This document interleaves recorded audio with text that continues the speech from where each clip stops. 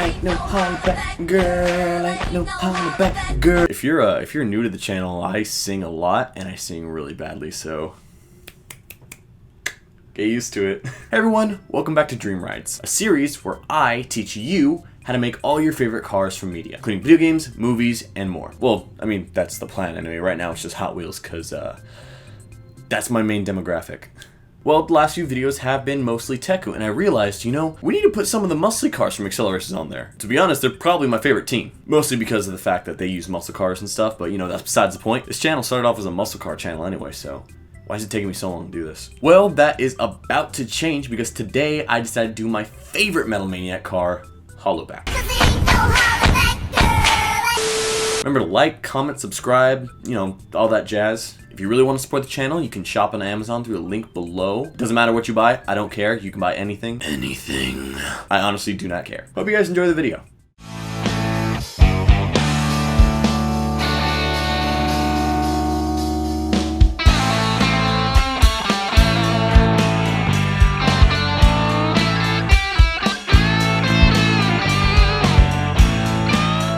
Hollowback is driven by Torque Maddox, the croissant-shaped leader of the Metal Maniacs. For such a big guy, Torque picked actually a rather small car, especially compared to the full-bodied muscle and classic cars that the rest of the Maniac drivers drive. It also has a very strange shape that is not commonly seen in a lot of modern cars. Instead of two cars like Power Rage with the Nissan 350Z and the Lexus LFA, I was only able to stick with one car for this video. So if it's a little shorter, now you know why. Even then, it's still going to require some hefty modification to make this thing work, so bear with me. Alright, let's get started. Please do not judge me for my choice.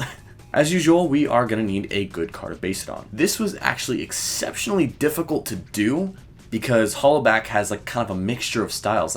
On one hand, it reminds me of a classic car, and the other hand, it reminds me of a more modern car. It's like a weird blend. So I had to find a car that kind of struck the balance of that. And to my surprise, I actually settled on a car that is not very popular with a lot of enthusiasts. Mostly because it signaled the end of the muscle car era, and it had less than 200 horsepower. That's right, for this build, I decided to go with a 1979 Ford Mustang. I'm gonna be honest with y'all, this car is kind of ugly. But the more I look at it, the more I like it. Kind of like the Buick, what's it called? Grand National, that one. At a glance, this car doesn't look anything like Hollowback, but if you put them side by side and ignore the engine bursting out of the hood, you'll see that they actually share a lot of basic visual cues. In fact, I'd even go as far to say that the Hot Wheels original creator, that's Phil Reilman, or Reilman, however you may pronounce it, may have actually been subconsciously thinking of this car and just improving on it in every way. The biggest similarity between the two has to be the front grille and lights. They both share 4 small lights and a similar grille pattern across the front. The rear lights also bear several similarities, as they practically have the same design, just with the Hollowback putting an iron plate in the bottom center corners to give it a kind of L shape for the rear lights. The general size and body of the car are similar in dimensions compared to the character, or they would be if Torque wasn't so massive. Dummy thing! Why the f are you so damn chunky? The biggest difference is the slope of the roof, as on the Fox body, it is much more angled than the Hot Wheel. The rear windows are also very off-putting, and it completely lacks the windshield sunroof combo thing on Hollowback. Probably due to safety precautions, because let's face it, I don't think rolling onto your glass is a very safe way to drive. In fact, I'm pretty sure Torque should have died after that first crash. But besides these differences, I believe the 79 Mustang is the best starting point for this build, because there's so much you can do with this. It's also pretty cheap, as it'll put you down anywhere between $4,000 and $20,000, depending on how put together it is. And, if you have the 4-cylinder version or the V8 version. I'm going to roll with $4,000 for the price because, that's what I found on Auto Trader. All right, let's get into it. First things first, we are going to start with some body mods. The first thing that you see when looking at Hollowback is that giant engine popping out of the hood. And when I say engine, I don't mean supercharger, I mean engine. Like with many of the Maniac cars, you can see everything, including the valve covers, the intake manifold, and even a tiny bit of the block. Yeah, most engines don't do that. At all. I'm sorry to rain on everyone's parade, but, I'm not even sure if that's possible to do that. At least from my knowledge, it put the crankshaft output way too high in comparison to the height of the transmission. Sure, you could put a universal joint there, but to me, that just seems like another part that's bound to break. And sure, you could just try to kind of fake your way around it and make some huge valve covers that stick out of the engine bay, But then you're gonna have to move a bunch of wiring, the brake master cylinder, and more just to make room for them, if you're even lucky enough to get past the towers. It's just, way too much effort and making the car way harder to work on when you have to, inevitably, because it's an old car. My answer to this is a tiny bit crazy, but I believe it'll work, especially because around the top of the engine it doesn't get super hot. My idea is this: 3D print a giant intricate intake system that attaches to where the air filter goes, as well as has mounts to attach to different parts of the chassis and the hood for strength. I feel it'd be best to print it in multiple sections because it's supposed to look like it's part of the engine, and if it's just one big lump of plastic, it's going to be pretty easy to tell that it's not that. I would start with the so-called valve covers, which will attach to both the radiator, the carburetor, and the frame. Then I'll print out the side-mounted intake stacks, which will screw directly into the valve cover section from different angles. That way, when the air hits it, it won't go flying off and tear the screws if they're only pointed down. The last part to print out will be that giant ram air section, also known as the large rectangular piece that attaches to the top of the engine and goes all the way down to the front bumper. This piece will once again screw on top of the engine from several different angles, as well as mount to the front grille. It will also be hollow so air can rush right through it, going directly into the air filter, which will help with horsepower at high speeds. Besides, if you look at the car, you'll see there's a tiny little opening right there, so that's the point of it anyway on the real car, so that's a little more for realism. You're also going to need to 3D print some extensions for the headlight shrouds. This engine mod will make the center of the car extend outwards, while on the Hot Wheel it's all around the same length. All this 3D printing is no doubt going to be expensive, but without actually creating it, it's impossible for me to find an exact cost. But what I did find was a 3D printed Master Chief costume, which, cost roughly around $1,500.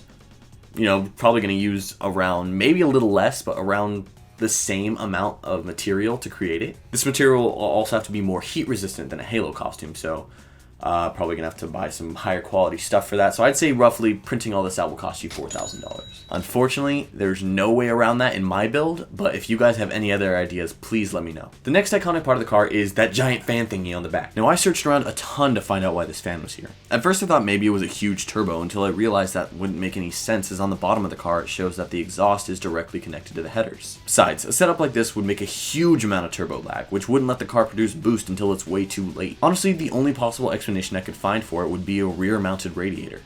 But since we're using the radiator as a mount for the fake engine block, we're just going to put an extra radiator fan and shroud back there. Now this can be any radiator fan you want. You can buy a show car looking one that's made completely out of chrome for like $300 here, or you could just go to the junkyard, take a fan and just spray it. Honestly, it doesn't matter because nothing's going to look exactly right. Personally, I'd go for this small kit from Summit Racing for roughly $160. It comes with both a fan and an aluminum shroud, so you end up with a really silvery chrome look. Obviously, to fit all this, as well as get that semi-fastback look that the Hot Wheel has, you're going to have to smash out that rear window. Luckily, breaking a window is dirt cheap, as in, just go nuts, man.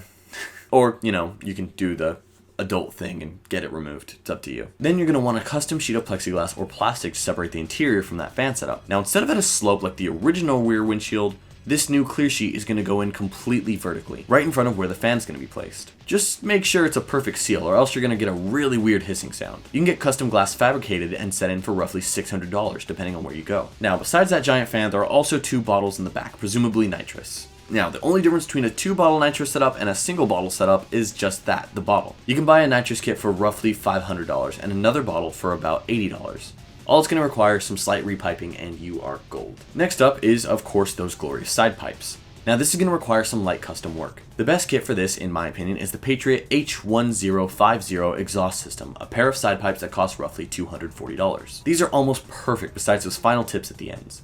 These tips are unfortunately circular, whereas on Hollaback they're rectangular. If you want to get some rectangular tips, they'll cost you roughly to $40 to $50 a tip. So in reality, this entire exhaust system will be around $340. The final step for body mods is going to be the rims. Now according to the wiki, the rear wheels are 20 inches while the front wheels are 18s. You can choose exactly what rim style you want, but personally I'd go with the Kragar 61C kind of look. Yes, I know the original car came in both 5 and 6 spoke, but in my opinion, the muscle car just looks way better with 5 spoke. Depending on the quality, these wheels will cost you roughly $300 per wheel on average. And finally, we are going to move to my favorite part of the car, that beautiful paint job. And no, I'm not talking about that weird dull one they picked for the movie. That one looks like garbage. I'm talking about the one that came on the toy car. Now, this paint job is going to be a little more expensive than the past two because it's such a unique color. We're going to start with the entire body being a nice satin red. The hood is going to be matte black for 2 reasons. One, if you put that fake engine on wrong, it might scratch up the paint. And matte black is a lot easier to to patch up, and 2, it just looks cooler. Plus, it appeared on the special edition version of Hollaback that came out in like 2005 or 2006 or something. So technically it's correct. These 2 paints along with the decals and multiple coats to get that deep red will probably cost around $3,000. Once again, it's expensive, but it's worth it. And with that, we're pretty much done with the exterior of the car. All this together will cost us roughly around $13,880, which granted, not extremely cheap, but it's not unfeasible for most people. Over the years, I feel like definitely a lot of people would be able to complete this build if they really wanted to. Now, you guys know how this works. We can go deeper, blah, blah, blah. The point is we're going to work on the interior now. The inside of Torque's car is arguably the least amount of screen time compared to other drivers in the series. This isn't due to lack of character screen time, but more due to the fact that Torque is built like a... not even a truck. He's bigger than a truck. How big is this guy? I honestly got no clue how he fits in this thing. I'm just... What did I just say? From the parts that we do see, Hollaback's interior looks almost non-existent. It seems like Torque built this car 100% for racing, which means no carpet, no extra amenities, no anything except the bare essentials. Now, minus the roll cage, this actually might be the cheapest interior that I'll ever have to build for this. Because you literally only need to take out stuff. Door panels, gone. Carpet, gone. Passenger seat, gone. Except for when the plot calls for it. Just spray everything black with chrome accents and you're set. Now, this right here is what you need to make it look exactly like Torque's. The biggest thing that stands out is Torque's red gauges. You can get a race gauge set up for roughly $500 in the low end, easy as pie. The next biggest thing for me is that Cobra-esque angled shifter that he's got. Now, I love this thing because of how unique it is. And you know, like I said, it was on the Shelby Cobra, which is my favorite car of all time. This will cost you roughly $300. Also, I personally think that the stock steering wheel, you know, fits, so just roll with that one and I think you're good to go. And last but not least for the interior is that gigantic roll cage. This thing is obviously going to be one of the most expensive things in the car. Now the roll cage isn't going to be very expensive in itself, as essentially it's a hunk of metal for around $500. What kills you here is labor. You know, they need to take apart the entire car to put this thing on properly. So I'd imagine labor is going to cost you at least $1,000 to $1,500, so good luck with that. Now for my personal favorite part of every build is the engine. Even better, it's an old American V8, so this is something I actually know how to do. The wiki claims the engine is a 431 cubic inch V8 that makes roughly 540 horsepower. Now what I'd say to do is buy yourself a 426 big block and then bore it out to 431 cubic inches. Like I said in the last video, the entire engine is a glorified air pump. This means new heads, a better camshaft, a new intake manifold, and you are golden. Especially when you add that nitrous shot from that kid I mentioned earlier, because then you're gonna be flying, pal. If you build all this yourself from a short block, you're probably gonna be looking to spend around $9,000. But, you know, it's gonna be a really powerful engine that you're gonna be able to use for years to come. So I'd say it's kind of worth the investment. Plus, you know, the Ford Mustang in '79 wasn't very fast to begin with, and you don't want a really cool looking car that can't haul when you need it to. Alright, we're gonna round this video out with the final prices, so here we go. As stated before, the bare bones build of this car is going to cost you roughly $13,880. The interior and exterior build is going to cost you around $16,180. And the ultimate Torquematics Hollaback build will cost you a grand total of $25,150. Biceps not included. Alright, thank you again for watching this video. I really appreciate you guys taking the time to tune in every week and, you know, watch all my stuff, even if it isn't ACCELERACERS. I'm glad that you guys are the real fans right here. Appreciate it. Make sure to like this video and share it with your friends. You know, the more people we get to see these videos, the more, you know, the more reason I have to post these. As said before, 5,000 subscribers by the end of the year, I shave the head. Bald completely. Make sure to like, comment, and subscribe. This channel pretty much runs on that stuff. This video is also part of a series, so if you would like to see the rest, you can click the annotation right here. If there are any other cars that you want me to build, let me know in the comments below. It can be from Speed Racer, it can be ACCELERACERS, it can be anything. Once again, I thank you for tuning in. Appreciate it so much. Hope you guys have a great day. Peace.